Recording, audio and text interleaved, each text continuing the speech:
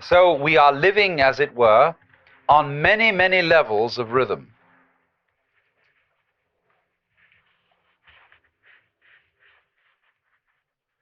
This is the nature of change. If you resist it, you have dukkha, you have frustration and suffering. But on the other hand, if you understand change, you don't cling to it, and you let it flow, then it's no problem. It becomes positively beautiful, which is why in poetry, the theme of the evanescence of the world is beautiful. When Shelley says, "The one remains, the many change and pass. Heaven's light forever shines, earth's shadows fly. Life, like a dome of many-colored glass, stains the white radiance of eternity until death shatters it to fragments."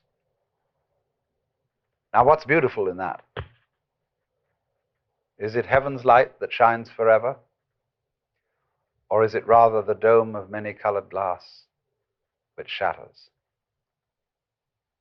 See, it's always the image of change that really makes the poem.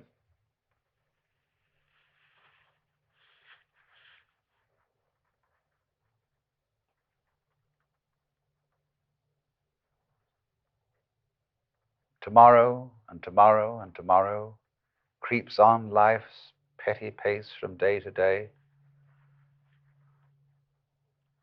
Somehow, the poet has got the intuition.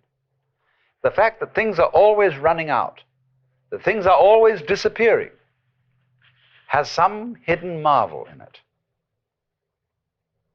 The Japanese have a word, yugen, Y-U-G-E-N, which has no English equivalent whatsoever. And yugen is, in a way,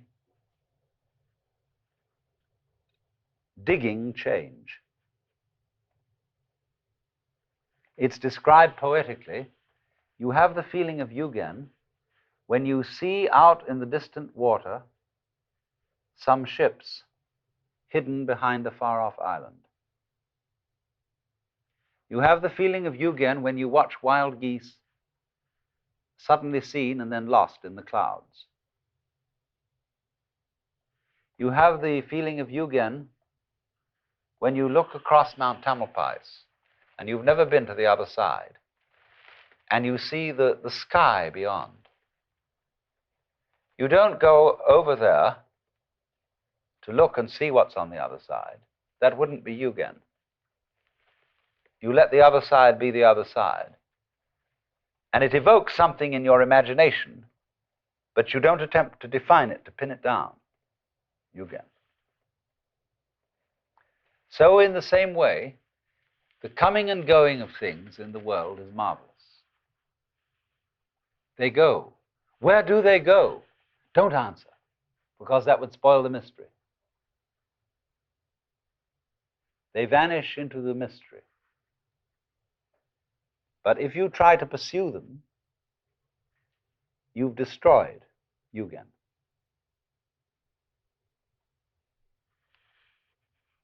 That's a very curious thing. But that idea of yugen, which in Chinese characters means, as it were, a kind of the deep mystery of the valley. There's a poem in Chinese which says,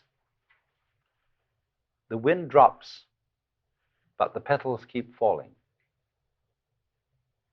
The bird calls, and the mountain becomes more mysterious." Isn't that strange? There's no wind anymore, and yet petals are dropping. And a bird in the canyon cries. And that one sound in the mountains brings out the silence with a wallop. Like I remember when I was almost a child in the Pyrenees, in the southwest of France, we went way up in this gorgeous silence of the mountains. But in the distance, we could hear the bells on the cows clanking. And somehow those tiny sounds brought out the silence. And so in the same way, slight permanences bring out change.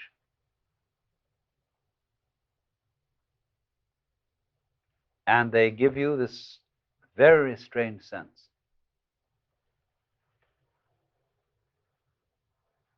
Again, the mystery of change. You know, in Eliot's poem, The Four Quartets, where he says, the dark, dark, dark, they all go into the dark. Distinguished families, members of the book of the director of directors, everybody, they all go into the dark.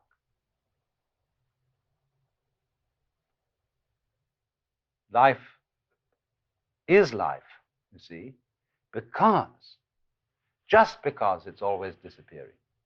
Supposing suddenly, by some kind of diabolical magic, I could say zit, and every one of you would stay the same age forever. You'd be like Madame Tussauds waxworks.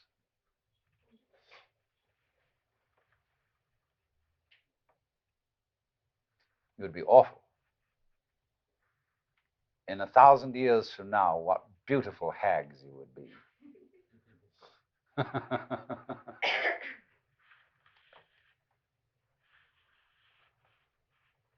So, the trouble is that we have one-sided minds. And we notice the wave of life when it is at its peak or crest.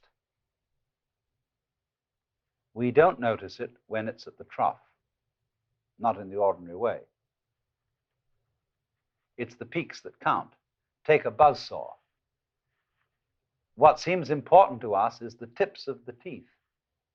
They seem to do the cutting, not the valleys between the teeth. But do you see, you couldn't have tips of teeth without valleys between them. Therefore, the saw wouldn't cut without both tips and V-shaped valleys. But we ignore that. We don't notice the valleys so much as we notice the mountains. Valleys point down, mountains point up. And we prefer things that point up because up is good and down is bad. But seriously, we don't praise the peaks for being high and blame the valleys for being low. But it is so, you see, that we ignore the valley aspect of things. And so all wisdom begins by emphasizing the valley aspect as distinct from the peak aspect. We pay plenty of attention to the peak aspect. That's what captures our attention. But we somehow screen out the valley aspect. But that makes us very uncomfortable.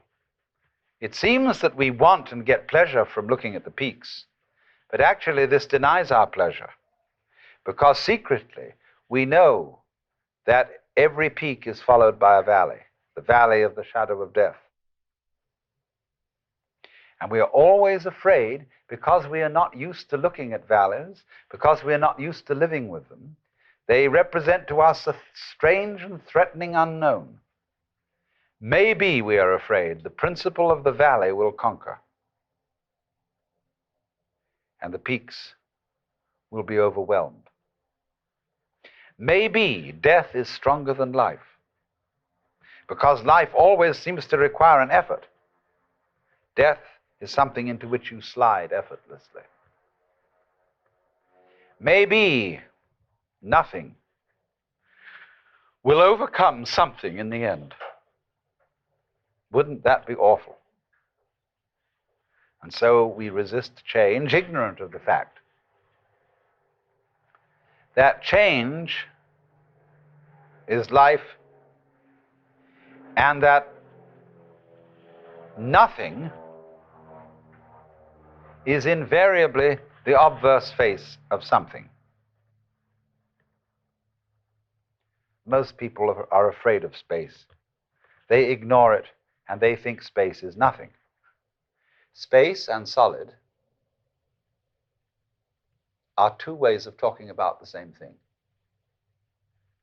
Space, solid. You don't find space without solid. You don't find solids without space.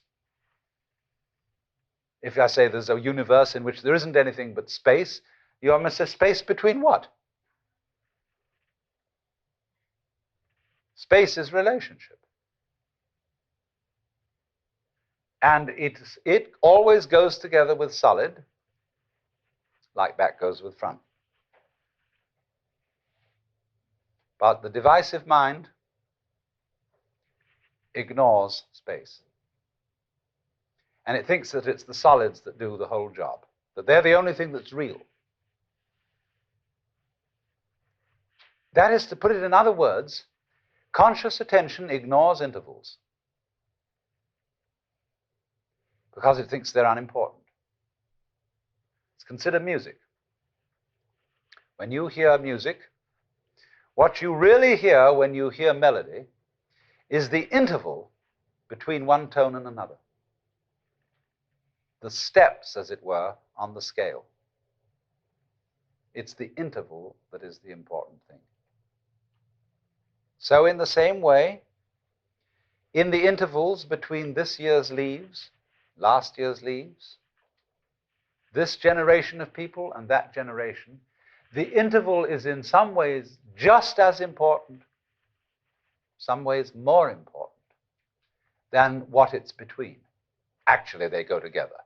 But I say the interval is sometimes more important because we underemphasize it, so I'm going to overemphasize it as a correction.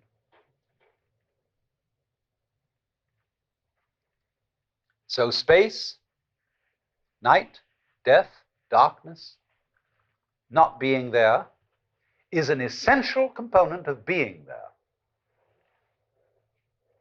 You don't have the one without the other, just as your buzzsaw has no teeth without having valleys between the tips of them. That's the way being is made up.